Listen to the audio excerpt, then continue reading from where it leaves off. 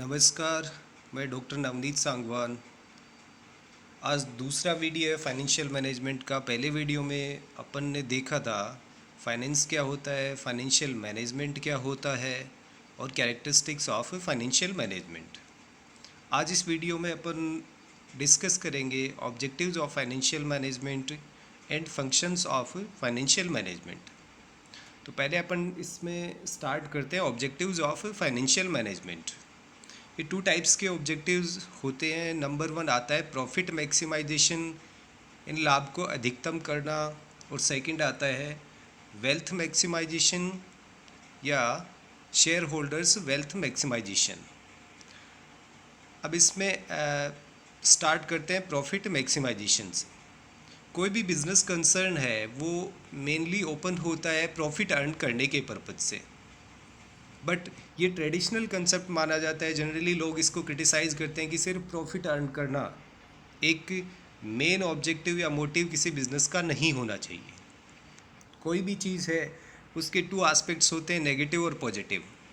तो कुछ आर्ग्यूमेंट्स हैं जो इसके फेवर में दिए जा सकते हैं कि प्रॉफिट को मैक्सिमाइज करना चाहिए, जिसमें जैसे अपन इसमें पॉइंट नंबर 1 आप देख पा रहे होंगे स्क्रीन पे। Profit maximisation is justified on the ground of rationality.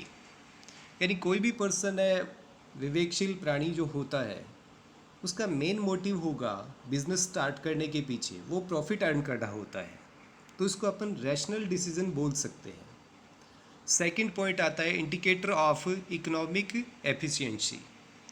कोई भी बिजनेस है वो एफिशिएंटली ऑपरेट हो रहा है, इस बात को अपन कैसे जज करते हैं कि बिजनेस में प्रॉफिट हो रहा है या नहीं हो रहा है। अगर प्रॉफिट नहीं हो रहा है इट मीन्स कहीं ना कहीं मैनेजमेंट में एफिशिएंसी नहीं है। तो प्रॉफिट हो रहा है इट मीन्स आपका मैनेजमेंट है वो एफिशिएंट है और बिजनेस आपका एप्रोप्रिएट चल रहा है। तो इस बिहाफ पे भी अपन प्रॉफिट मैक्सिमाइजेशन को जस्टिफाई कर सकते हैं। फिर थर्ड पॉइंट जो आता है वो है efficient allocation and utilisation of resources. Financial management में आगे अपन फंक्शंस में देखेंगे उसके फंक्शंस क्या क्या है, बट उसमें एक अलोकेशन ऑफ रिसोर्सेज है, वो पॉइंट भी आता है। अब कोई भी बिजनेस है उसमें मान लीजिए आपने कुछ अमाउंट ऐसी एक्टिविटी में इन्वेस्ट कर रखी है जो प्रॉफिटेबल नहीं है, या फिर वहाँ से आप प्रॉफिट अर्न नहीं कर पा रहे हैं। तो उस केस में क्या होता है, आप अपनी अमाउंट है उसको वहाँ से विड्रॉ करेंगे, वो दूसरी ऐसी एक्टिविटी में लगाएंगे जहाँ से आपको अच्छा खासा प्रॉफिट अर्न करने के चांसेस होते हैं।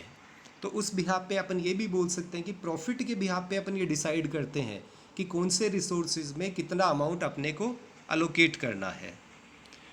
फिर नेक्स्ट इसमें फोर्थ पॉइंट आता है measurement of success of business decisions. यानी आपने जो डिसीजंस लिए हैं बिजनेस में वो सक्सेसफुल रहे हैं या वो फेल रहे हैं, इस बात का मेजरमेंट है या मापन है वो प्रॉफिट के बिहाफ पे ही डिसाइड होता है। मान लीजिए कोई कंपनी प्रॉफिट अर्न नहीं कर पा रही है, इसका मतलब होता है कि आपके डिसीजंस हैं वो फेल रहे हैं, और प्रॉफिट आप अर्न कर पा रहे हो इट मीन्स आपके डिसीजन है वो सक्सेसफुली इम्प्लीमेंट हुए हैं। तो अपन इसको जस्टिफाई कर सकते हैं कि कोई कंपनी प्रॉफिट अर्न कर रही है, इसका मतलब उसके डिसीजंस हैं वो सक्सेसफुली इम्प्लीमेंट हुए हैं। फिर नेक्स्ट इसमें जो फिफ्थ पॉइंट आता है वो है सोर्स ऑफ इंस्पिरेशन। यानी किसी भी पर्सन को प्रेरणा या इंस्पिरेशन कहाँ से मिलती है, बिजनेस के पर्पज से। अगर कंपनी प्रॉफिट अर्न कर पा रही है तो डेफिनेटली वो इंस्पायर होगा और फ्यूचर में और ज़्यादा इन्वेस्ट करेगा प्रॉफिट अर्न करने के पर्पज से। तो एक टाइप से इसे आप मोटिवेशनल भी बोल सकते हैं कि प्रॉफिट ही वो चीज़ है जो एक बिजनेसमैन को मोटिवेट करती है कि आप और ज़्यादा प्रॉफिट अर्न करें और ज़्यादा प्रॉफिट अर्न करें। तो प्रॉफिट मैक्सिमाइजेशन को अपन इस बिहाफ पे भी जस्टिफाई कर सकते हैं। नेक्स्ट इसमें सिक्स्थ पॉइंट आता है मैक्सिमाइजेशन ऑफ सोशल बेनिफिट। देखो कोई भी कंपनी है अगर उसमें प्रॉफिट नहीं हो रहा है तो उस केस में ना तो वो अपनी लेबर है उसका वेलफेयर कर पाएगा, ना एम्प्लॉयज़ का वेलफेयर कर पाएगा, ना उसके जो दूसरे स्टेक होल्डर्स हैं उनका वेलफेयर कर पाएगा। अगर कंपनी में अप्रोप्रिएट प्रॉफिट हो रहा है इट मीन्स कंपनी है वो इससे रिलेवेंट जितने भी लोग हैं, चाहे वो लेबर हो, चाहे आपके एम्प्लॉय हो, चाहे इन्वेस्टर्स हों, उन सब का वेलफेयर है वो इजीली कर सकती है। ये तो कुछ पॉइंट्स थे जिसमें अपन ये जस्टिफाई करते हैं प्रॉफिट मैक्सिमाइजेशन कंसेप्ट है या ऑब्जेक्टिव है वो सही होता है, यानी उसके फेवर में आर्गूमेंट दिए जा सकते हैं। लेकिन जो सेकंड पहलू मैंने बताया था नेगेटिव या नकारात्मक, वो ये है कि इसके अगेंस्ट में भी कुछ आर्गूमेंट दिए जा सकते हैं, जिसमें आपका नंबर 1 आता है, it is a wagyu concept. It is a wagyu concept.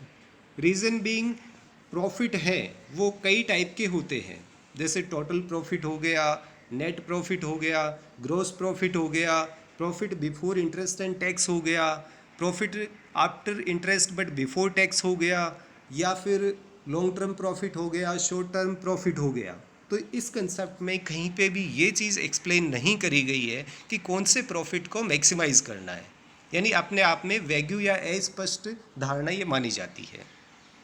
Second point जो इसमें आता है वो है, it ignores time value of money. कोई भी बिजनेस है उसमें टाइम वैल्यू ऑफ मनी है, उसका एक इम्पोर्टेंट रोल होता है।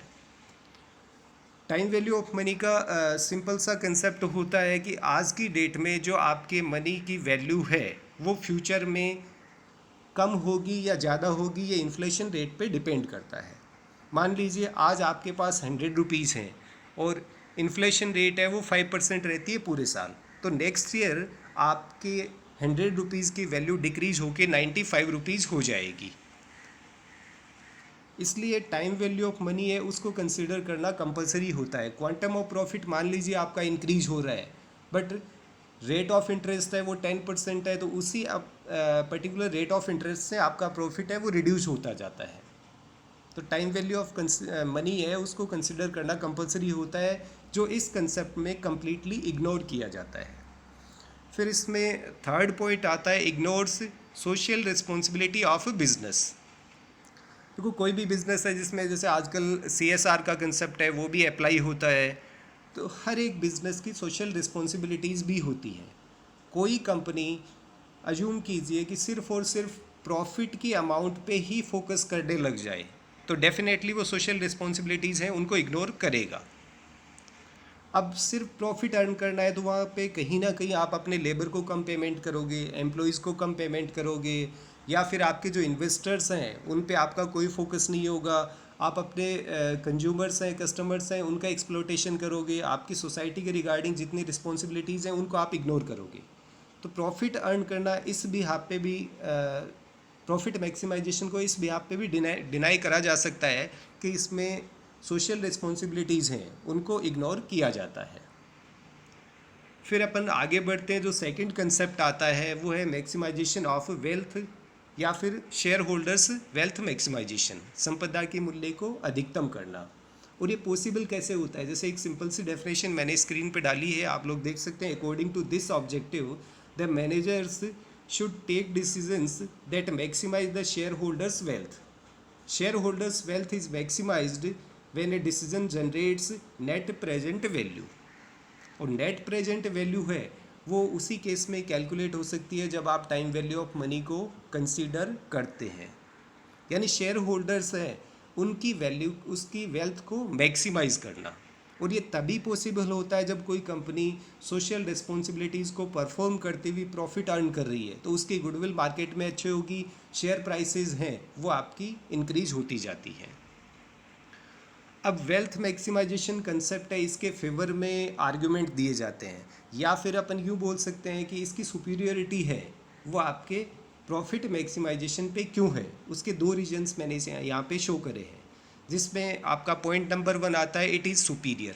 सुपीरियर इसलिए माना जाता है कि यहाँ पे आप टाइम वैल्यू ऑफ मनी है उसको कंसीडर करते हैं, यानी सिर्फ क्वांटम ऑफ प्रॉफिट पे फोकस नहीं करा जाता है, टाइम वैल्यू ऑफ मनी है उसको भी कंसीडर करा जाता है, इसलिए इसको सुपीरियर या उत्कृष्ट माना जाता है। Second, it is precise and unambiguous, या फिर इसे आप परिष्कृत एवं स्पष्ट भी बोल सकते हैं। यानी यहाँ पे आपको ये नहीं देखना कि आपका प्रॉफिट आफ्टर टैक्स है वो इंक्रीज हो रहा है या प्रॉफिट बिफोर टैक्स है वो इंक्रीज हो रहा है, आप इनफ्लोज और आउटफ्लोज पे फोकस करते हैं टाइम वैल्यू ऑफ मनी को कंसीडर करते हुए। इसलिए वेल्थ मैक्सिमाइजेशन ऑब्जेक्टिव है उसको सुपीरियरिटी दी जाती है प्रॉफिट मैक्सिमाइजेशन ऑब्जेक्टिव पे। फिर उसके बाद में अपन आगे बढ़ते हैं, जो नेक्स्ट टॉपिक इसमें आता है वो है फंक्शंस ऑफ फाइनेंशियल मैनेजमेंट, यानी वित्तीय प्रबंध की कार्य, और इसे स्कोप ऑफ फाइनेंशियल मैनेजमेंट भी बोला जा सकता है। जिसमें अपना पॉइंट नंबर 1 आता है प्लानिंग फॉर फंड्स, यानी कोई भी कंपनी है उसमें सबसे इम्पोर्टेंट रोल फाइनेंशियल मैनेजमेंट है, उसका होता है फंड्स के लिए प्लानिंग करना।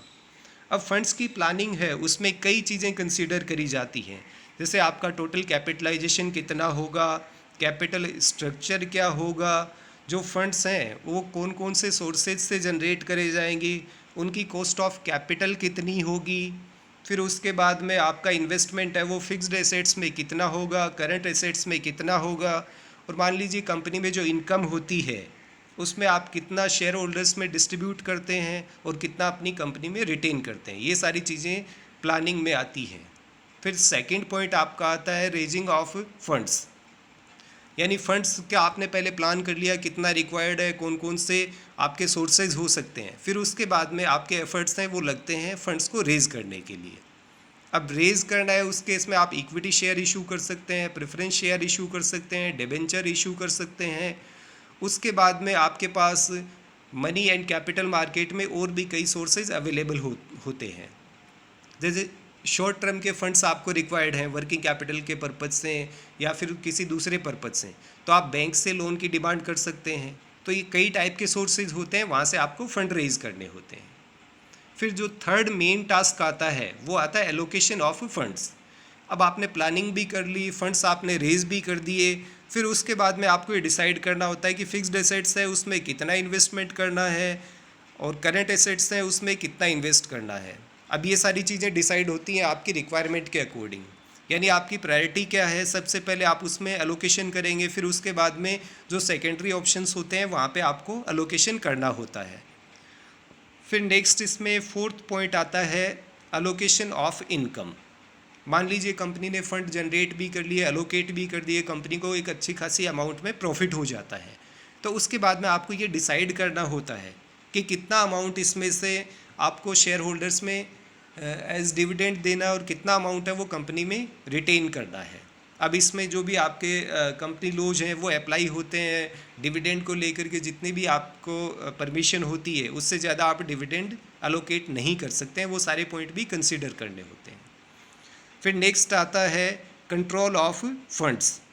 कोई भी कंपनी है उसमें आपने मान लीजिए फंड जनरेट कर दिए, अलोकेट कर दिए, सारी चीज़ें हैं, लेकिन कई बार आपके एक्स्ट्रा एक्सपेंडिचर्स होने लग जाते हैं जिनकी रिक्वायरमेंट नहीं होती है, तो ऐसे अननेसेसरी एक्सपेंडिचर्स हैं उनको कंट्रोल करने की रिक्वायरमेंट होती है, तो आप अपने फंड्स का अननेसेसरीली यूटिलाइज ना करें। इस टाइप के डिसीजंस हैं वो भी फाइनेंशियल मैनेजमेंट में लिए जाते हैं। नेक्स्ट सिक्स्थ पॉइंट आपका आता है coordination with other departments of firm. कोई भी फर्म है, कंपनी है, उसमें बेसिकली 3-4 डिपार्टमेंट होते ही हैं, जैसे परचेजिंग डिपार्टमेंट हो गया, प्रोडक्शन डिपार्टमेंट हो गया, मार्केटिंग डिपार्टमेंट हो गया, और कंपनी मीडियम या लार्ज स्केल पे ऑपरेट होती है तो उस केस में आपका रिसर्च एंड डेवलपमेंट डिपार्टमेंट हो गया, फाइनेंस डिपार्टमेंट हो गया। अब फाइनेंस डिपार्टमेंट है उसका कोऑर्डिनेशन दूसरे डिपार्टमेंट्स के साथ में रिक्वायर्ड होता है।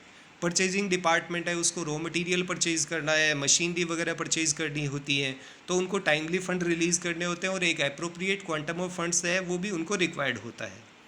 फिर उसके बाद में प्रोडक्शन स्टार्ट होता है तो आपको लेबर का पेमेंट भी करना होता है, उसमें मशीनरी वगैरह उसका जो केयर करनी होती है, उस पर जो फंड्स आपके रिक्वायर्ड होते हैं वो सारे आपको प्रोडक्शन डिपार्टमेंट को रिलीज़ करने होते हैं।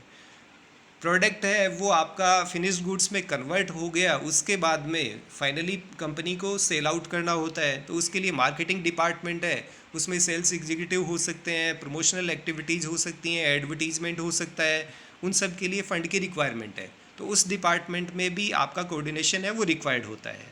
फिर फ्यूचर में कुछ नया लॉन्च करना हो प्रोडक्ट के रिगार्डिंग या कंपनी को एक्सपेंड करना है तो वहाँ पे रिसर्च एंड डेवलपमेंट डिपार्टमेंट है वो इम्पोर्टेंट रोल प्ले करता है। तो इस पर्पज़ से रिसर्च एंड डेवलपमेंट डिपार्टमेंट है उसका भी फाइनेंस डिपार्टमेंट के साथ में कोऑर्डिनेशन रिक्वायर्ड होता है। फिर उसके बाद में कुछ रूटीन फंक्शंस भी होते हैं। इसमें रूटीन फंक्शंस में फर्स्ट आता है सुपरविजन ऑफ कैश रिसिप्ट्स। कोई भी कंपनी है उसमें कैश में भी ट्रांजैक्शन होते हैं, क्रेडिट में भी होते हैं। जितनी आपकी रिसिप्ट्स होती हैं कैश में, उनका प्रॉपर सुपरविजन करना एक टास्क होता है फाइनेंस मैनेजर का। फिर सेकंड है, इसमें देखते हैं अपन मैनेजमेंट ऑफ क्रेडिट ट्रांजेक्शन्स। कोई भी कंपनी है उसमें जितने भी ट्रांजेक्शन है या प्रोडक्ट आप सेल करते हो, सर्विस सेल करते हो, 100% कैश में नहीं होता है। तो उस केस में आपको क्रेडिट बेसिस पे भी सेल करनी होती है। अब क्रेडिट में आपने सेल कर दिया, उसके बाद में उसके रिकॉर्ड्स मेंटेन करना, फिर उनकी टाइम टू टाइम रिकवरी करना, ये सारी रिस्पॉन्सिबिलिटी हैं वो भी फिनेंस डिपार्टमेंट की होती हैं। फिर लास्ट आता है इसमें administration of pension and welfare schemes. कोई भी कंपनी है उसमें एम्प्लॉयज़ होते हैं, उनकी वो रिटायरमेंट के बाद में उनके पेंशन फंड्स होते हैं, उसका एडमिनिस्ट्रेशन करने की रिस्पॉन्सिबिलिटी है वो भी फाइनेंस डिपार्टमेंट की होती है। अदर वेलफेयर स्कीम्स आती हैं, जैसे कई बार कोई लॉकडाउन वगैरह ऐसी सिचुएशन आ जाती हैं, तो वहाँ पे कितनी सैलरी है वो एम्प्लॉयज़ को देनी है, या एम्प्लॉयज़ के लिए जो फ्रिंज बेनिफिट्स हैं वो कितने देने हैं, इस टाइप की जो चीज़ें होती हैं उनके एडमिनिस्ट्रेशन की रिस्पॉन्सिबिलिटी है वो भी फाइनेंस डिपार्टमेंट की होती है। तो आज अपन ने इसमें 3-4 चीज़ें बेसिकली देखी हैं। ऑब्जेक्टिव्स ऑफ फाइनेंशियल मैनेजमेंट, जिसमें अपन ने 2 टाइप के देखे, profit maximisation and wealth maximisation. फिर उसके बाद में अपन ने इसमें आगे देखा था स्कोप और फंक्शंस ऑफ फाइनेंशियल मैनेजमेंट। तो उसमें 6-7 पॉइंट्स हैं वो अपन ने इसमें डिस्कस करे हैं। नेक्स्ट वीडियो में इसके इम्पोर्टेंस और लिमिटेशंस वगैरह है वो अपन डिस्कस करेंगे। आज के लिए इतना ही। Thank you. जय हिंद, जय भारत।